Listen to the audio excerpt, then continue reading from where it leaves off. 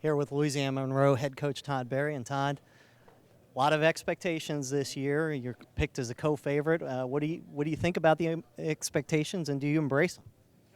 We do embrace them. I think we're excited about it. I'm not surprised by it. We had a good season last year. We have the majority of our starters back. We had a lot of injuries last year, and even the injured guys are back. And so there's been a lot of competition on the field. We've got the maturity. We've got a fourth-year starting quarterback, which is really a significant thing in college football. We've got the majority of our defense back, and so we have some high expectations this year. And so this is, if that's the culmination of it, then that's great. But obviously, we got a long season ahead of us.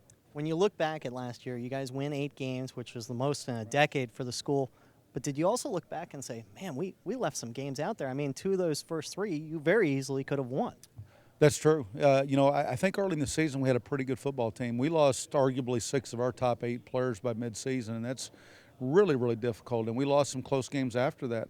But obviously we won some too. We played in 4 overtimes, winning 3 of them. So I guess we can't complain too much. But this group's had to go through a lot of adversity over a period of time, and I think that that's going to help us this year because they've all had a chance to grow up together, and I think that ownership that's developed from that is significant. You talk about the injuries, and obviously Colton Browning dealt with injuries. He's dealt with injuries throughout his career. What do you expect from him this year, and how important is it for him to play a full season? Yeah, I expect him to stay healthy. No, I think that we have Colton's had to carry a significant burden over a period of time. Maybe more so when he was younger than what he did last year, but still, we lost our top 2 running backs early in the season, and both those guys are NFL guys, and they're both back. But that changed our offense to where all of a sudden more pressure had to be put on Colton. But Colton really thrives in that. He's a guy that he wants the ball, and I wouldn't want anybody else to have it either. He's a really fantastic player, and just excited that he's back. And he needs to continue to be the great leader that he is for us and continue to be the great player. And I think we have a bunch of other players now that we can surround him with. You know you're going to score a lot of points. You know you're going to roll up the yards. The one question mark maybe was on the defensive side of the ball last year. I know you want to improve that this year and maybe make this a more complete team.